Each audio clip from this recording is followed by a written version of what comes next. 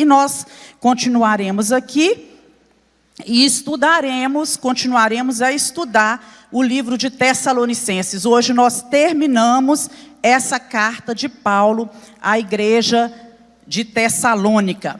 E eu gostaria de compartilhar com vocês, já que é a última aula, né, eu dei a primeira e estou dando a última. Aqui está a cidade de Tessalônica. Hoje, quem vai soltar aí para mim no...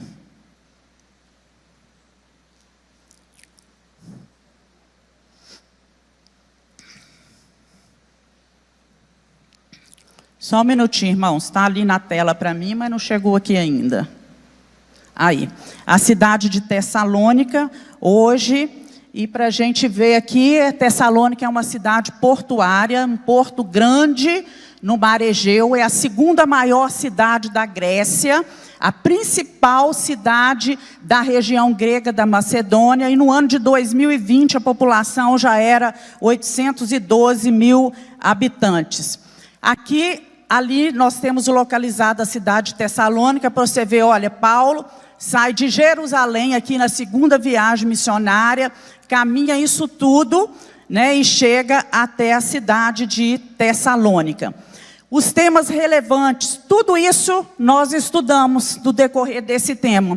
Sobre fidelidade a Deus, sobre pureza, sobre harmonia dentro da igreja, harmonia nos relacionamentos, a volta de Cristo, firmeza nas doutrinas, a necessidade que temos de ser firme naquilo que nós cremos, a rebelião do anticristo, né, como vai ser, se não me engano foi o pastor Rimac, pastora Jaqueline, que deram essas duas últimas aulas, e sobre evangelismo, da necessidade que nós temos de evangelizar.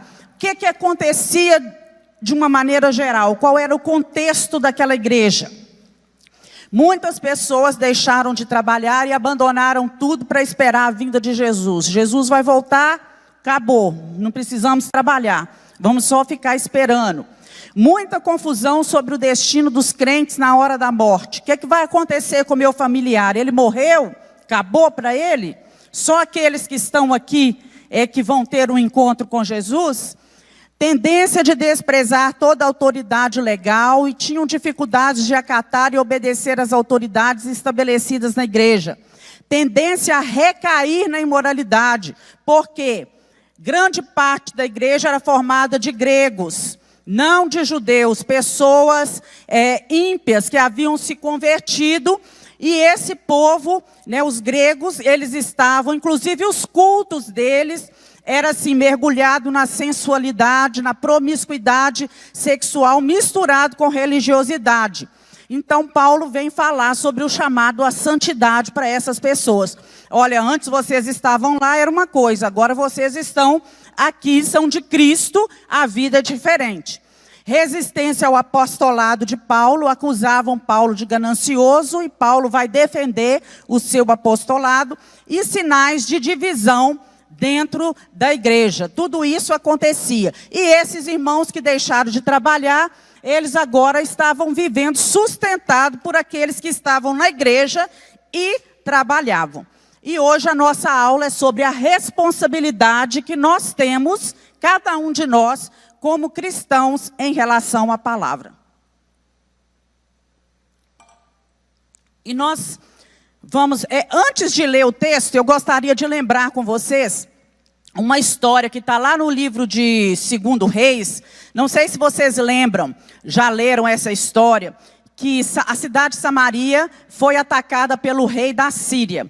E ela estava cercada, totalmente cercada, e não havia mais alimento, comida. Diz a palavra do Senhor que uma cabeça de jumento era caríssima, vendida, não me lembro agora, não sei quantos ciclos de prata.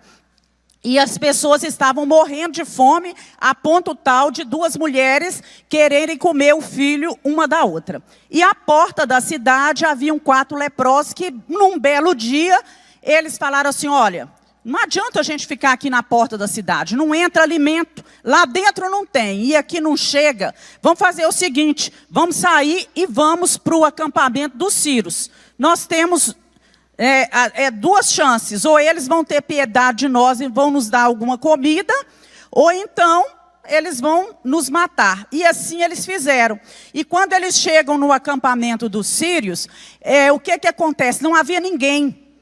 Eles haviam fugido, porque Deus havia levantado ruídos de carros, de cavaleiros, e eles haviam fugido e abandonado o acampamento. Eles se regalaram em comida, bebida, ouro, prata no bolso e tudo mais, e de repente eles caem em si, pensando o seguinte: olha, se nós estamos aqui, sendo abençoados com essa fartura toda, toda essa comida, olha esse acampamento, será que é justo? E lá em 2 Reis, capítulo 7, versículo 9, eles dizem assim, 2 Reis 7, deixa eu ler aqui no meu. Não fazemos bem. Este dia é dia de boas novas e nós nos calamos. Não fazemos bem em ficar aqui, né? Esse dia é dia de boas novas e nos calamos. Se esperarmos até a luz da manhã, algum mal pode nos sobrevir. Pelo que agora vamos à cidade e anunciemos a casa do rei toda essa fartura que aqui está. E quando eu me lembrei dessa história, eu me lembrei da aula de hoje.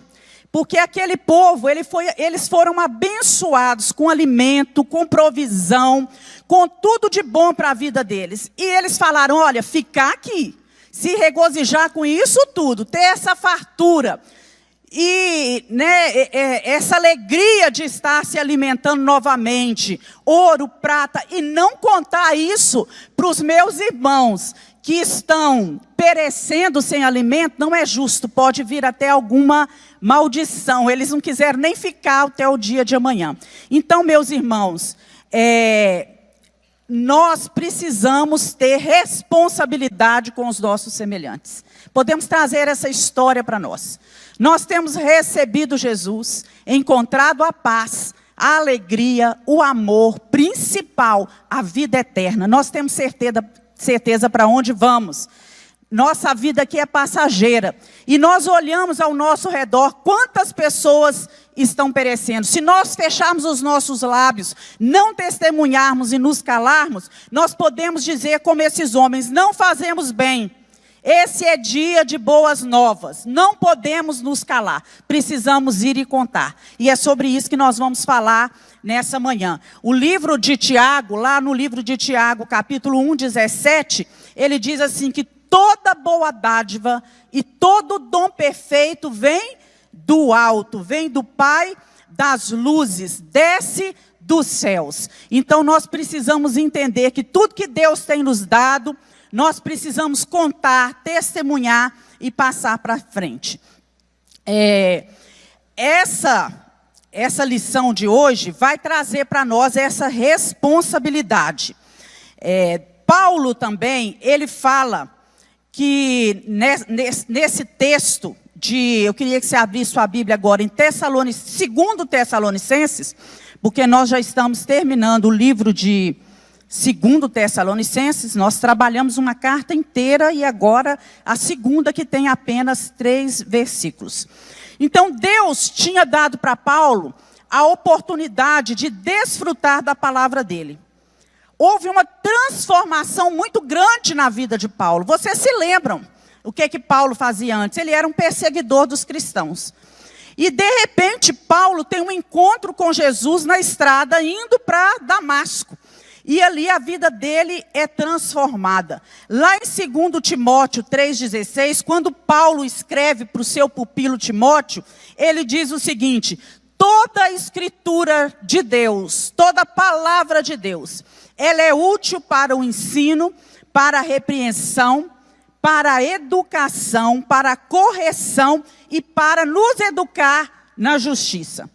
Toda palavra, ela pode produzir isso em nós, nos ensinar, nos repreender, nos corrigir, nos educar. Então, ele compreende que esse poder transformador que a palavra tem, para alcançar pessoas que estão distantes de Cristo, e dar a essas pessoas a oportunidade de ter experiência com esse Deus, ele está registrado aqui, todo esse conhecimento na Escritura, e que nós somos os propagadores dessa Escritura. Então, nós vamos aprender com Paulo nessa manhã a sermos responsáveis pela propagação da palavra de Deus.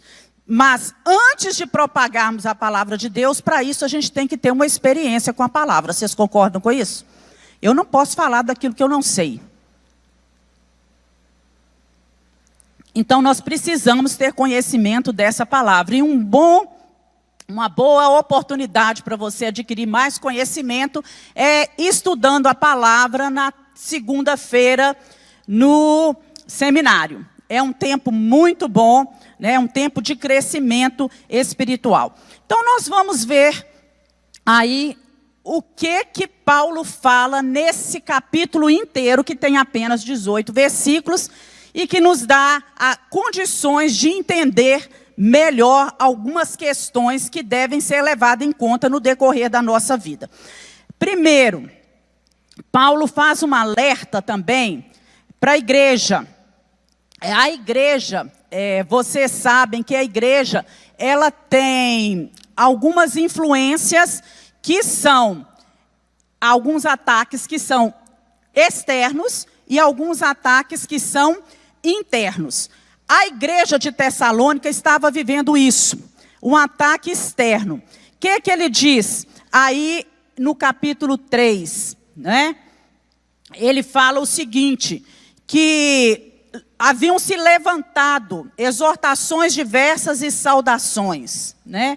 Ele diz assim: no demais, irmãos, rogai por nós, para que a palavra do Senhor tenha livre curso e seja glorificado, como também o é entre vós. E no versículo 2, para que sejamos livres de homens dissolutos e maus, porque a fé não é de todos. Então havia pessoas, havia homens maus do lado de fora da igreja, que eram opositores, hostis, homens que haviam se declarado realmente contra o evangelho, e esses homens perseguiam os pregadores da palavra, aqueles que se levantavam, inclusive Paulo, levantando falsos testemunhos contra Paulo e fazendo o povo desacreditar da palavra. E o maligno era o opositor, um dos opositores externos, que usava seus agentes para atacar a igreja, porque o maligno usa homens quando esses dão oportunidades. E o ataque interno que a igreja enfrentava é que havia lutas e conflitos internos, todos aqueles problemas que eu relacionei aqui, tudo isso dentro da igreja, os irmãos vivendo desordenadamente dentro da igreja, não querendo trabalhar, o que provocou um problema de ordem moral dentro da igreja. Eles tinham uma visão distorcida da teologia. E doutrina errada vai desembocar em vida cristã errada. Quando nós seguimos uma doutrina errada, as nossas condutas também serão erradas. Então, alguns dos cristãos interpretaram as doutrinas erroneamente. E agora, em relação à segunda vinda de Cristo, e com isso eles não queriam trabalhar, e viviam às custas da generosidade da igreja, e além de não trabalhar, o que eles faziam? Eles viviam de casa em casa, porque estavam ociosos, de casa em casa, espalhando fofoca sobre os outros membros da igreja, falando da vida dos outros, né? Porque quem não trabalha tem tempo de sobra, não é verdade? Tinham muito tempo e viviam aí espalhando, criando confusão. Então nós vemos agora Paulo, né? Ele vem muito humildemente. Olha, quem era Paulo? Nós sabemos quem era Paulo. Um grande apóstolo, um grande pregador, um grande homem de Deus, um homem estudado, um homem culto. E no versículo 1 e 2, ele fala assim para a gente: no demais, irmãos, orem por nós, né? Orem por mim, para que a palavra de Deus tenha livre curso e seja glorificado. Paulo já era um homem de oração. E ele continua pedindo à igreja que fizesse oração por ele constantemente. E isso não só na carta de Tessalonicenses. Em várias outras cartas, nós abrimos a Bíblia e podemos contemplar o apóstolo Paulo pedindo oração. Nós também precisamos estar orando pelas nossas vidas, e há também a necessidade de orarmos por aqueles que estão ao nosso redor e que são líderes, que são pregadores da palavra, homens que estão em eminência. Não é assim que a Bíblia ensina? Homens que têm autoridade na palavra. O que Paulo acreditava? Que Deus responde oração. Você acredita? Deus responde orações. E Deus intervém na história por intermédio das súplicas do seu povo. Quando eu oro, quando você ora, Deus ouve dos céus e Deus trabalha no mundo espiritual para mandar resposta às nossas orações. Daí a necessidade de orarmos. Olha bem, que em momento algum ele vai pedir oração por prosperidade, ele não pede oração por cura, ele não pede oração por sucesso, por reconhecimento, nada disso. Ele vai pedir oração o quê? Pela proclamação do evangelho. Então ele pede oração pelo sucesso na evangelização. Ele fala assim, irmãos, eu desejo que a palavra do Senhor tenha livre curso. Uma coisa que tem livre curso, ela vai mais rápido, não vai? Se o caminho, quando você vai fazer uma viagem, não tem ninguém à sua frente, está desimpedido, a sua viagem rende mais. Então Paulo fala isso, que a palavra possa correr velozmente, que a palavra possa ser propagada. A palavra que ele usa aqui no original, né, grego, é tresh, que significa correr como um atleta no estádio. Então ele deseja que a palavra seja assim, propagada com rapidez, um rápido progresso, alcançando horizontes, né, mais largos. E a palavra de Deus nos diz, lá em Isaías 55:11, que a palavra, uma vez semeada, ela jamais volta o quê, meus irmãos? Vazia, ela não volta. Então ela precisa ser semeada, ela precisa ser lançada. E ela pode ficar ali, muitas vezes quietinha naquele coração, naquele solo. Mas uma hora aquela palavra vai germinar, ela vai produzir frutos. E ele deseja também, além de que a palavra tenha livre curso, ele pede também, aí no versículo 1, que ela seja glorificada.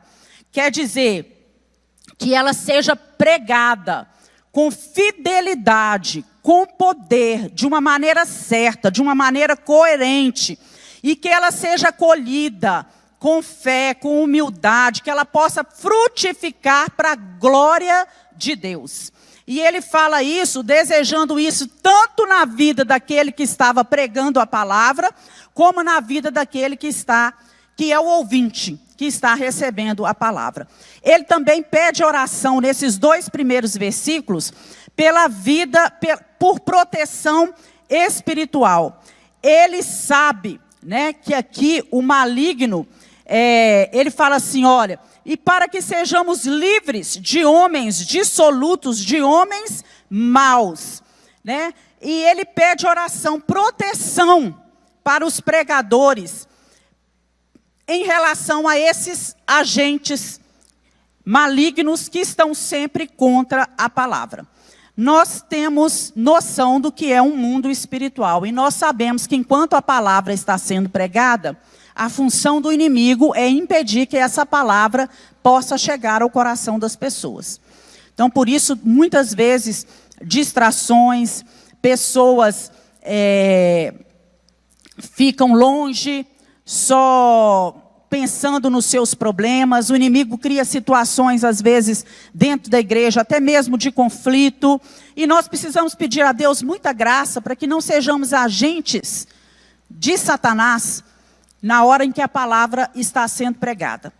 Porque muitas vezes nós provocamos distração daquele irmão que está sentado ao nosso lado em relação ao ouvir a palavra de Deus. E nós precisamos pedir a Deus misericórdia. Né? É papel de diácono e de atalaia que está à frente, que está na porta, né? Manter a ordem do culto. E muitas vezes é necessário que eles entram e que façam uma correção nessas coisas aí. Então o inimigo, ele fica ali de plantão. Ele fica querendo criar coisas para que a palavra não chegue ao coração das pessoas. Ele tenta obstruir, não é? Ele tenta muitas vezes impedir um pregador de chegar a determinado lugar, tenta impedir as pessoas de chegarem a um determinado lugar. Ele tenta atrapalhar muitas vezes até a mente daqueles que vão pregar. E nós precisamos entender que o nosso combate, né, que o nosso trabalho cristão, a nossa luta, ela é um trabalho sem intermitência. Não tem paradas, não é? Não tem paradas. Então nós precisamos pedir a Deus que nos ajude, que nos dê discernimento nisso. E coloquemos esse pedido de Paulo no nosso coração. Meu Deus, que a tua palavra, ela possa correr livre. Que na hora que acontecer o culto, quando você estiver caminhando para o culto, que a tua palavra possa chegar no coração, possa operar transformações, mudança de conduta, mudança de comportamento, né? Que a tua palavra possa revelar pecados, que a tua palavra possa produzir cura na alma, que a tua palavra possa produzir salvação na vida das pessoas. Impede o agir do maligno dentro da tua igreja, em todos os lugares onde a tua palavra está sendo pregada, né? Porque o maligno, essa é a função dele. Então, nós tiramos ali, eu coloquei ali embaixo, né, duas aplicações para nós. O primeiro é que nós temos o dever de orar pelos crentes que são comprometidos com a pregação da palavra. Para Deus dar sabedoria, para Deus dar instrução, dar graça e dar unção. E o segundo, nós temos obrigação, dever de nos envolvermos na propagação da palavra de Deus. Isso é responsabilidade nossa. Vocês se lembram da mulher samaritana que tem um encontro com Jesus ali no poço? Né? E que Jesus oferece a ela água viva e ela fala assim, mas que água é essa? Né? Jesus fala com ela, né? uma fala linda. Ah, se você soubesse quem fala contigo, tu lhe pedirias água e água viva eu daria a você.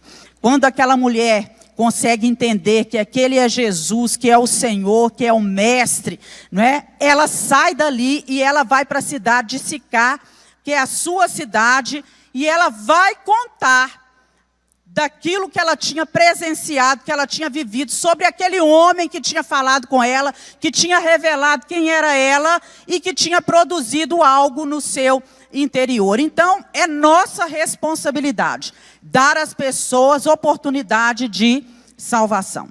Nós precisamos convidar pessoas, nós precisamos, um meio hoje de convidar é dar um telefonema, passar para buscar, tentar envolver a pessoa em alguma coisa, porque a fé vem pelo ouvir e ouvir a palavra de Deus. Outra questão, outro ensinamento que Paulo traz para a gente aqui, é que a palavra de Deus, ela deve ser obedecida dentro da igreja.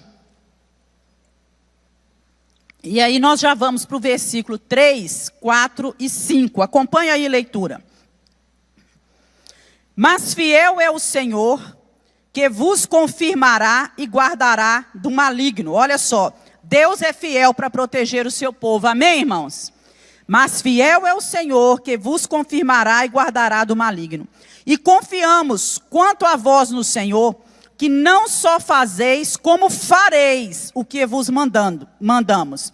Ora, o Senhor encaminha os vossos corações no amor de Deus e na paciência de Cristo. O que acontecia? A igreja estava sofrendo ataque. De gente de fora e de gente de dentro. Mas ele fala que, olha, vocês estão sendo atacados, mas Deus é fiel para guardar vocês de todo perigo. E nós podemos trazer isso para a nossa vida, que aqueles que foram salvos, que receberam Jesus como seu Salvador, não é? O inimigo pode atacar, o inimigo pode tentar contra as nossas vidas, mas ele não pode tocar em nós. Amém, irmãos? Nós somos guardados pelo Senhor.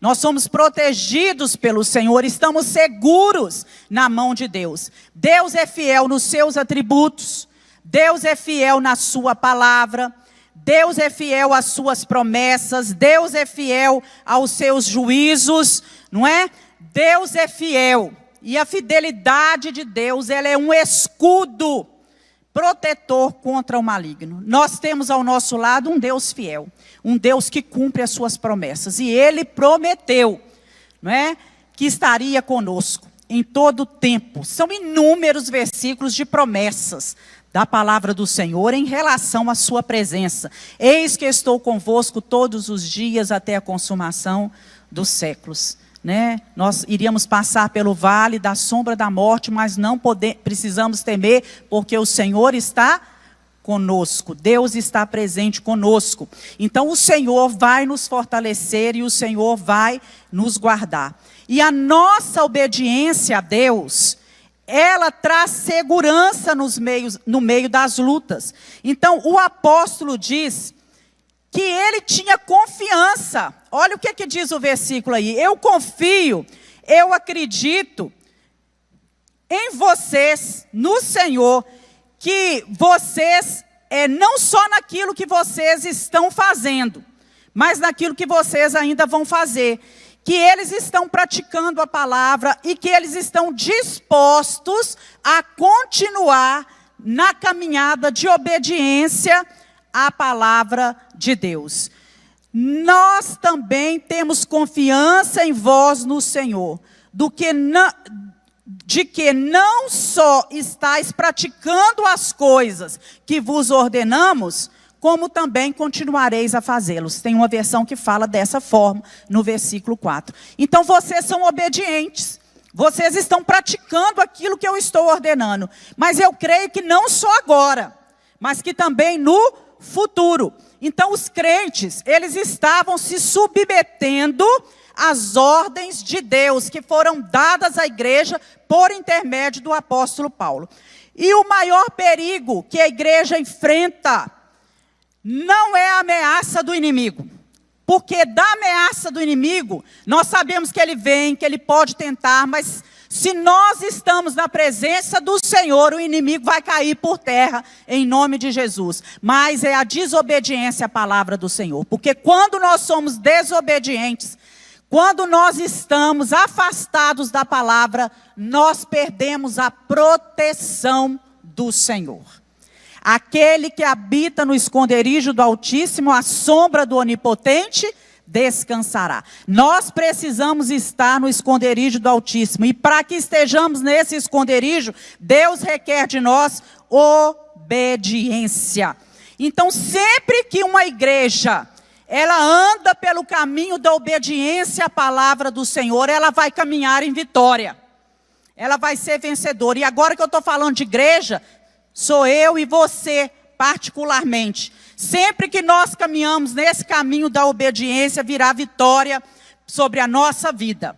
Deus vai nos dar essa graça. Então, Paulo nos desafia a ajudar esses irmãos a envolver nesse processo de salvação, porque a salvação é um processo. Ela começa no dia que a gente recebe Jesus como Senhor e Salvador. E dali ela vai se desenvolvendo. A Bíblia fala isso, que a salvação ela vai sendo desenvolvida. Cada dia nós vamos nos aproximando mais do Senhor, nos santificando mais, até um dia em que nós seremos glorificados. Não é assim que diz a palavra. Então, para isso, deve haver oportunidade na igreja, para que eu e você, que somos servos do Senhor, possamos edificar a nossa vida e também edificar a vida de outras pessoas. Quando você trabalha na igreja, quando você realiza as coisas, você edifica a vida dos seus irmãos. Eu não sei quanto a vocês, mas quando eu entro na igreja, até esses avisos que eu vejo aqui na frente, eu fico, meu Deus, que coisa maravilhosa, eu acho lindo. Aparecer a igreja do Senhor, mostrar para nós a igreja. Uma hora aparece um, uma hora aparece outro, um louvando, né? O outro sentado no banco com as suas mãos levantadas, servindo a Deus de formas diferentes, né? O povo chegando na igreja com alegria. Eu falo, meu Deus, como eu sou edificada com isso, como eu fico feliz de ver isso. Eu acho uma coisa maravilhosa. É trabalho que está edificando outras pessoas. Então Paulo nos desafia, nos chama a essa responsabilidade de edificar a nossa vida e também edificar a vida de outros irmãos. Para quê? Tudo isso visando a nossa maturidade espiritual. Porque nós precisamos amadurecer. Precisamos crescer. Todos os dias, um pouquinho mais. Então, ele faz algumas recomendações. A primeira recomendação que ele faz, ele deixa aí no versículo 5. O Senhor conduza o vosso coração ao amor de Deus e à constância em Cristo. Então, o que ele quer que aconteça? Uma recomendação. Continue a cumprir os ensinos que ele deixou. Que o Senhor conduza o coração de vocês, né, no amor de Deus, no ensino de Deus e na constância de Cristo. Né? Há uma oração de Paulo. Ele faz uma oração. Que Deus possa abençoar vocês, para que vocês possam cumprir esse ensino que vocês deixaram. Ele também fala de nos afastarmos das pessoas preguiçosas. Não é? Os irmãos deviam tomar como exemplo a maneira de viver exemplar do apóstolo. E agora nós vamos continuar aí. Versículo 5 a gente já leu. Olha o versículo 6. Pega a sua Bíblia aí, em 2 Tessalonicenses 3, versículo 6. Mandamo-vos, porém, irmãos, em nome do Senhor Jesus Cristo, que vos aparteis de todo irmão que andar desordenadamente, e não segundo a tradição que de nós recebeu. Porque vós mesmos sabeis como convém imitar-nos, pois que não nos ouvemos desordenadamente entre vós. Nem de graças comemos pão de homem algum, mas com trabalho e fadiga, trabalhando noite e dia para não sermos pesados a nenhum de vós. Não porque não tivéssemos autoridade, mas para vos dar em nós mesmos exemplo, para nos imitardes. Porque, quando ainda estávamos convosco, vos mandamos isso, que se alguém não quiser trabalhar, não coma também. Então, Paulo fala aí para os tessalonicenses, olha, vocês têm que se afastar dessas pessoas que não vivem de um modo digno com a palavra. Paulo já havia detectado esse problema na sua primeira carta. E lá na primeira carta, ele manda uma orientação para esses irmãos que achavam que Jesus ia voltar ali instantaneamente naquele momento e que eles não precisavam trabalhar e que estavam dependendo dos irmãos da igreja, da generosidade dos irmãos para sustentar a vida deles. Então Paulo fala assim, olha, eles não ouviram. Não mudaram de vida, não mudaram de atitude, não reconheceram que essa postura era errada. Então agora, né, eu ouvi falar novamente que eles continuam na mesma prática. Então o que vocês vão fazer? Vocês vão se afastar dessas pessoas preguiçosas. Olhem para mim. Aí ele fala, vocês vão imitar o meu exemplo. Eu, quando estive convosco, ele era um apóstolo, ele era digno do seu salário, ele era um pregador da palavra. Ele poderia ter recebido salário ali, como muitas vezes ele recebeu ofertas de determinadas igrejas, não é? Mas eu estive aí com vocês e eu não quis ser pesado para vocês. Então ele fala que esses irmãos deveriam, não é, afastar desses que estavam com essa atitude errônea. Também falou que eles deveriam mudar o comportamento, adequando o comportamento deles ao ensino. No versículo 11 e 12, continua a leitura aí. Porquanto ouvimos que alguns entre vós andam desordenadamente, não trabalhando, antes fazendo coisas vãs. A esses tais, porém, mandamos e exortamos em Jesus Cristo, que trabalhando com sossego, eles comam o seu próprio pão. Então, fala assim, tem que mudar o comportamento. Essas pessoas precisam mudar o comportamento. Eles têm que se adequar a esse ensino. Foi ensinado uma vez, agora vai ser ensinado outra vez.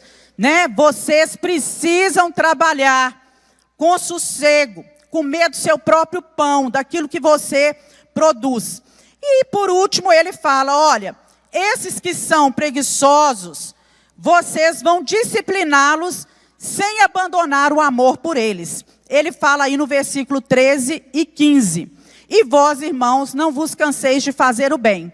Mas se alguém não obedecer a nossa palavra por essa carta, notai o tal, não vos mistureis com ele, para que ele se envergonhe. Todavia não tenhais como inimigo, mas admoestai-o como irmãos. Vocês podem notar aí que ele foi prático, muito prático, ele foi direto. Né? O apóstolo Paulo, ele não fazia rodeios com medo de ficar ofendendo os irmãos, de ferir os irmãos, não. Ele foi direto no problema. O problema é esse. E o nosso problema muitas vezes é que às vezes a gente fica cheio de milindres, de rodeio com as pessoas e não falamos a verdade como ela tem que ser dita. Paulo disciplina aqueles irmãos falando a verdade. E aí fica essa pergunta para nós, né? Em relação a isso que nós falamos aqui de edificar a igreja. Em que eu tenho edificado os meus irmãos na igreja através da palavra do Senhor? O que eu tenho aprendido aqui e que eu tenho colocado em prática? Né? Quais as pessoas que eu posso, assim como Paulo, orientar, segundo a Bíblia, a viver corretamente de acordo com a palavra do Senhor? Sempre aparecem pessoas no nosso caminho, as quais nós podemos orientar, nós podemos aconselhar, nós podemos dar uma palavra boa a essas pessoas. Passando para uma outra questão, que está ligada a esse último ponto que nós colocamos aí, que é sobre a disciplina. Ele vai falar que a disciplina na igreja, ela é uma medida terapêutica, ela precisa acontecer. O que é a disciplina? Ela é um ato de amor. A disciplina protege a igreja e restaura a vida daquele que é faltoso, que está fazendo aquilo que é errado. Então precisa haver disciplina. Então nós vamos ver aí a descrição que Paulo faz dos faltosos. Nós já falamos aqui, e você sabe, vida desordenada, né? Teologia errada dentro da igreja, abraçando uma teologia errada, acreditando que a volta de Cristo era iminente naquele momento, e que para isso não precisava mais trabalhar, vivendo às custas dos outros, sem dedicar o seu trabalho. Eram verdadeiros parasitas, sanguessugas, usavam o tempo de sobra, além de não trabalhar, eles estavam usando o tempo de sobra, podia usar pelo menos para edificar a vida dos irmãos, não é? Para fazer uma visita, para compartilhar coisa boa, mas iam de casa em casa fazendo o quê? Espalhando fofoca, falando da vida dos outros. E entre os judeus acontecia o seguinte, a igreja, né? Veja bem, a igreja era formada de judeus e de gregos, convertidos. Então, os judeus, eles honravam o trabalho honesto. Até mesmo aqueles que eram os rabinos, era necessário que eles tivessem um ofício. Todos eles tinham um ofício, além de ser rabino dentro da igreja, né? E os gregos não. Os gregos, por outro lado, eles desprezavam todo o trabalho manual e eram acostumados a deixar todo o trabalho em cargo dos escravos. Foi assim que eles eram acostumados, era o costume deles. Então, quando vem essa influência grega para dentro da igreja, essa mentalidade, alguém vai fazer o trabalho para mim? Alguém vai fazer isso para mim? Alguém vai realizar isso para mim? Quando vem isso, somado a ideias erradas, não é? Equivocadas, com doutrinas erradas, esses crentes começaram então a viver de um modo que era indigno de um cristão. Eles se renderam à preguiça, né? Antes eles não faziam nada, eram os escravos que faziam, agora quem vai fazer são os irmãos da igreja. Entendeu? Os irmãos da igreja que vão fazer, eles que vão me sustentar, eles que vão fazer por mim. Só que a palavra de Deus fala que preguiça é o quê, meus irmãos? É pecado. Preguiça é pecado, né? Lá em Provérbios está, vai ter com a formiga, ó preguiçoso. Examina o que a formiga faz, né? Para observar e você vai ver ali uma formiga pequenininha carregando às vezes uma grande folha, uma flor, né? E entrando ali no seu formigueiro e levando alimento, né? Então Deus criou o homem para o trabalho. Adão e Eva já trabalhavam lá no jardim do Éden. O trabalho não surgiu por causa do pecado de Adão e Eva, já existia, não é? E Satanás, ele sempre encontra Satanás sempre encontra algum mal para ser feito por mãos que estão desocupadas. Então a pessoa não está fazendo nada, né? Satanás vai dar um jeito dele fazer alguma coisa, né? Como esses irmãos aí começaram a fazer algo, mas algo que não engrandecia o nome do Senhor, que dava um mau testemunho. Então nós devemos trazer para nós o seguinte, que em vez de ficar falando da vida dos outros, como eles estavam fazendo, nós devemos nos ocupar dos nossos próprios pecados, porque todos nós os temos, falhas, problemas, dificuldades, e em vez de ficar espalhando coisas a respeito do outro, se intrometendo na vida do outro, como o povo estava fazendo, nós devemos cuidar da nossa própria vida. Cada um tome conta daquilo que é seu. Tem problema na sua família? Cuide da sua família. Ah, está com problema na vida do outro? Não fala não. Fica calado porque você tem família. Você tem filhos, não é? Seu telhado é de vidro também. Então, vigia bem, fecha a boca. É isso que nós precisamos aprender aqui. Por que viver falando? Ah, o filho do fulano fez isso, ah, o irmão tal fez isso. Vai orar por esse irmão. Vai pedir a Deus que transforme a vida dele, que mude a conduta dele, não é? Que trabalhe no coração dele e tudo. E deixa Deus cuidar do resto. Deixa quem tem que cuidar disso, né? Então nós podemos fazer a seguinte pergunta: como é que a igreja deveria tratar essas pessoas? Nós vamos ignorar, às vezes, as coisas que estão dentro da igreja? Vamos deixar isso como um fermento, levedando a massa, levedando os demais, atingindo a vida dos demais? Vamos expulsar essas pessoas da igreja, excluir da igreja? Não é assim que a Bíblia ensina, não é? Então Paulo, ele vai oferecer algumas ações, algumas medidas que deveriam ser tomadas por toda a comunidade. Veja bem, quem trazia a orientação era Paulo. Não era a comunidade, Paulo, que era o líder. Ele trazia a orientação para a igreja. E ele fala: olha, tem que haver uma ação coletiva de afastamento do faltoso. E no versículo ele diz: nós vos ordenamos, irmãos, em nome do Senhor Jesus Cristo, que vos aparteis de todo irmão que anda desordenadamente, não segundo a tradição que de nós recebeste. Então, o apelo que Paulo faz aqui é que aqueles crentes, aqueles que estavam dentro da igreja, procedendo indignamente, desordenadamente, é que os irmãos da igreja se afastassem um tempo deles, para que eles pudessem perceber que eles estavam vivendo deliberadamente na prática do pecado. Por quê? Aqueles que estavam juntos, em concordância e tudo, eles não sentiam que eles estavam fazendo errado. Estava ali sempre compactuando com eles em todas as coisas, não é? É igual, vou dar um exemplo bem grosseiro.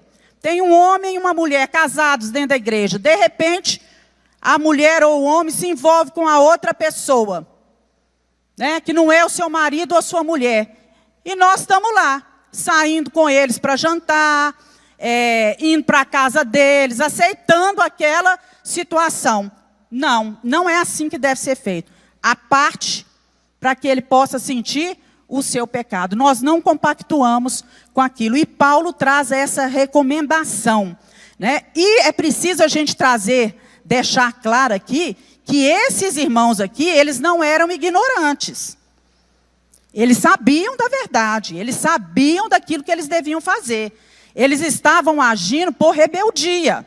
Eles já haviam sido ensinados, tinham sido orientados. E agora eles estavam vivendo desordenadamente por conveniência. Era conveniente para eles, era rebeldia aos ensinos que eles já tinham recebidos. E eles se recusavam a obedecer, porque aquilo ali era bom. Não vou trabalhar? Tem gente para ficar me sustentando, pagando as minhas contas, me dando alimento e tudo mais. Então Paulo fala com eles: olha, vocês têm que se afastar, não se associarem com esses rebeldes, para que eles possam entender que a postura deles não está certa. E aí, ele fala também que deve haver uma advertência firme, mas amorosa. Né? É digno de nota que em momento algum, Paulo se referiu a esses irmãos. Ah, ele é o joio, ele é um lobo vestido de ovelha. Paulo não fica falando assim deles, não. É um lobo, ele é inimigo, né? Ele é filho do diabo, ele está andando com o diabo. Ele não fala assim, muito pelo contrário, ele se refere a ele como o quê? Irmãos, eles são irmãos, diz o apóstolo. Não o considereis por inimigo, mas advertiu como irmãos. Eles eram irmãos. E como irmãos deveriam ser disciplinados, porque a disciplina é para os filhos. Disciplina é para os filhos. Deus disciplina aqueles a quem Ele ama. É preciso haver a disciplina. E para corrigir, né, esse desvio, o apóstolo Paulo ele vai citar o seu próprio exemplo. Ele vai falar dele mesmo, que ele trabalhava, né, com as suas próprias mãos. O que não dá margem a gente também para pensar, né, que todo obreiro dentro da igreja tem que viver trabalhando com as suas próprias mãos e que não é digno de receber seu salário. Porque não é assim que a Bíblia ensina. Ela fala que digno é o obreiro do seu salário. Fala que enquanto o boi está ali pisando, né, no lagar sobre o trigo, que ele também tem o direito do quê? De ir comendo daquilo que ele está trabalhando ali, daquilo. Então, nós precisamos entender que a igreja tem que sustentar seus obreiros. Não é isso aqui que está em questão, não é? E nós precisamos entender também, meus irmãos, que a disciplina não é para esmagar o outro. E a Bíblia fala, não é para esmagar a cana que está quebrada. Não é? Já está quebrado, já está fazendo aquilo que é errado. Já está meio afastado do Senhor aí. A disciplina é para conduzir a pessoa ao arrependimento e não destruir a vida da pessoa. É para que a pessoa mude de vida e tenha uma nova postura. Então, nós precisamos entender que nós precisamos nos dedicar ao nosso trabalho, em vez de ficar bisbilhotando a vida dos outros, viver tranquilamente, ganhar o nosso próprio pão, nosso próprio sustento, né? O axioma universal é esse, né? A máxima. Se alguém não quer trabalhar, que também não coma. Se não quer trabalhar, que também não coma. Essa é uma verdade que está onde? Na Bíblia. Isso é bíblico, não é? E muitas vezes a gente quer saber, né, quer ir além da palavra do Senhor Jesus Cristo. E é a mesma coisa da gente sustentar os mendigos que estão na rua, né? Nós sustentamos esses mendigos na rua quando nós estamos ali todos os dias dando comida para eles e pagando lanche para eles e tudo. Tem um que fica aqui na porta da farmácia e da padaria, não é? Eu já perdi as contas de quantas vezes eu quis levar aquele moço ali para a Missão Vida. Já sentei com ele, sem nome dele, sem a história dele toda já. E ele não quer mudar de vida, né? Não quer mudança. E se a gente fica todos os dias, por quê? Ele tem marmitex toda hora, ele tem leitinho, ele tem isso, tem aquilo. Ele não vai sentir nunca a necessidade de mudar. Porque no calor que é em Valadares, não faz mal nenhum você dormir ali na beirada do rio, fresquinho, né? E ele tem comida toda hora, tem pãozinho quente, não é?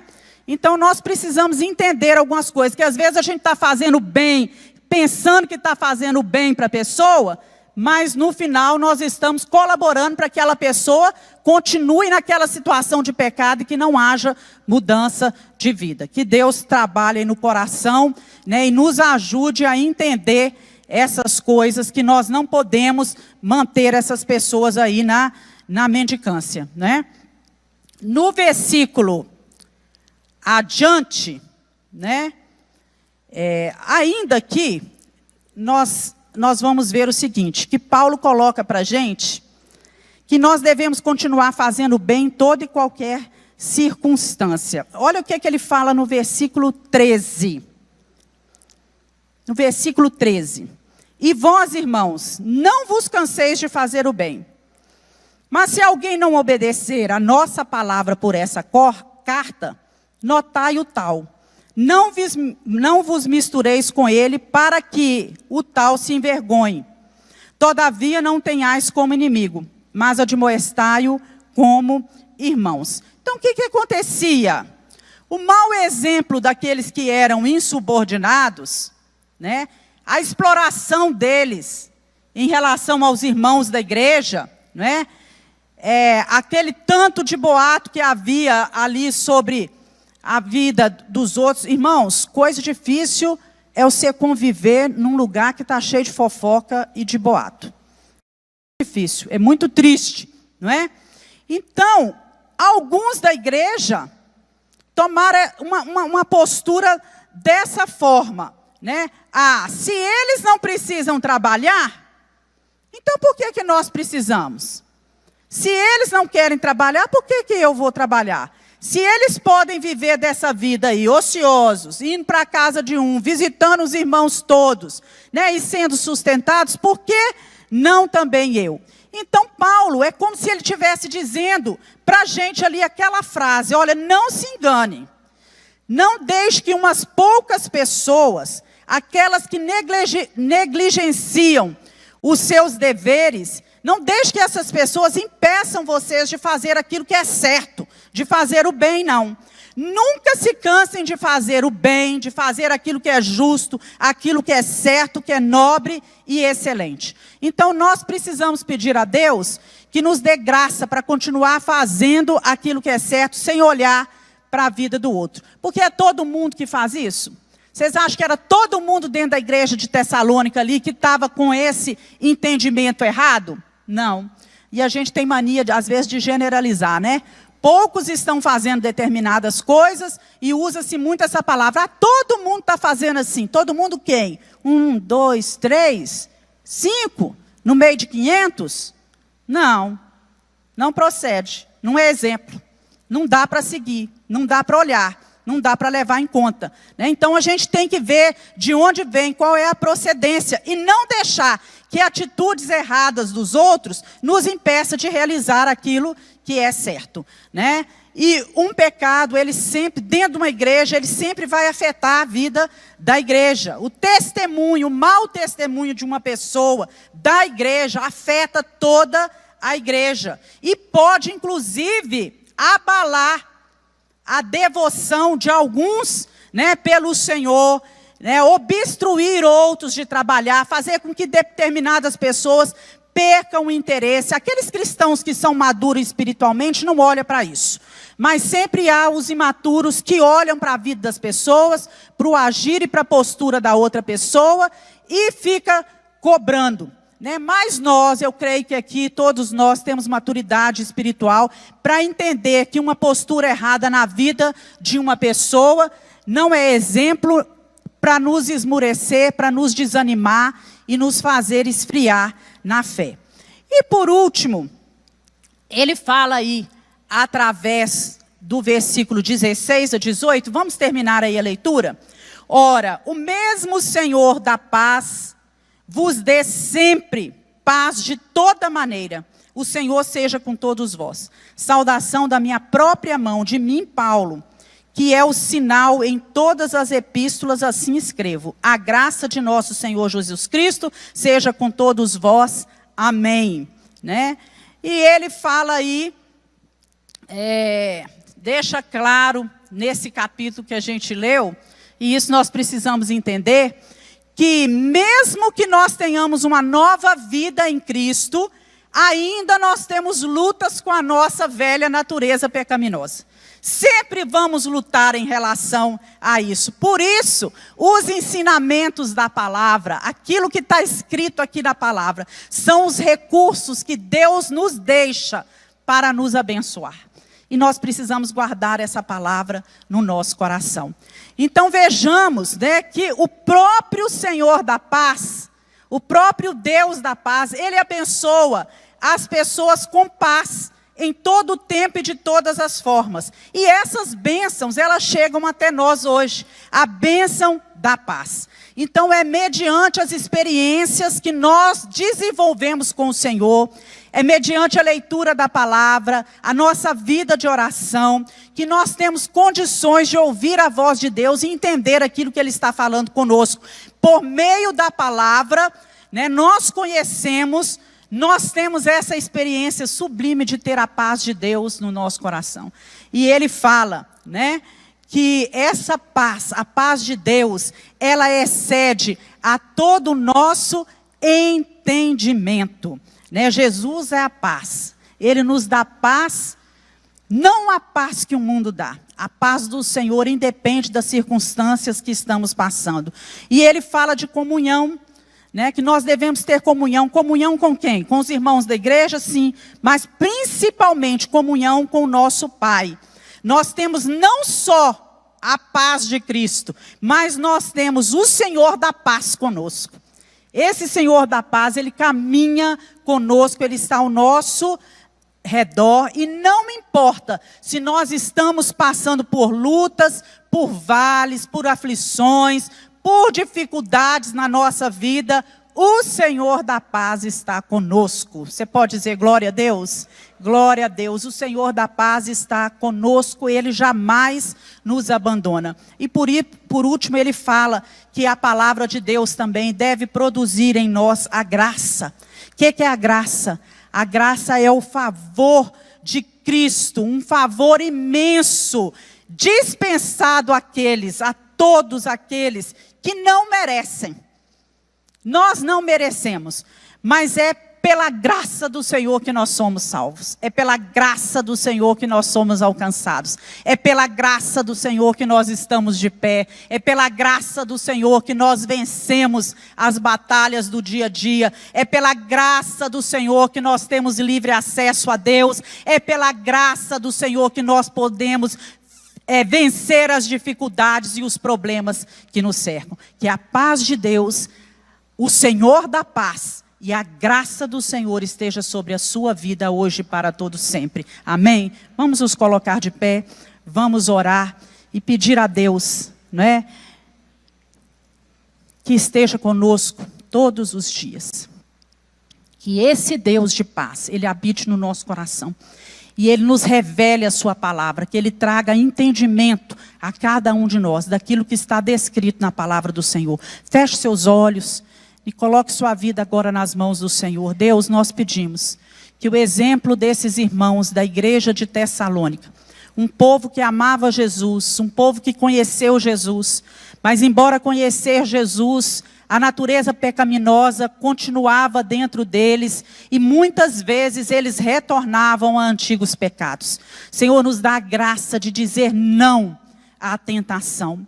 Nos dá a graça, Senhor, vitória sobre as dificuldades, sobre os problemas do dia a dia. Que tenhamos humildade de depender do Senhor, de compartilhar as nossas dificuldades e orar uns pelos outros e receber a oração que vem dos nossos irmãos. Nos dá força, Senhor, para trabalhar, Senhor, para adquirir o nosso sustento, para abençoar outras vidas através do sustento que o Senhor tem nos dado. Que possamos, ó Deus, compartilhar daquilo que é a bênção do Senhor sobre nós. Senhor, nos ajuda a ser intercessores, nos ajuda a ser humildes, nos ajuda a ser dependentes do Senhor em todo o tempo. E que a Tua palavra possa sempre nos encher de paz, de sabedoria, de alegria, Senhor, a necessidade, a responsabilidade de propagar aquilo que nós temos recebido de Jesus, que é o autor e consumador da nossa fé. Em nome de Jesus nós oramos. Que o amor de Deus, a graça de Jesus Cristo e a comunhão do Espírito Santo esteja sobre cada um que está nessa igreja, nesta manhã. Em nome de Jesus é a nossa oração. Vá em paz, que Deus te abençoe e te acompanhe.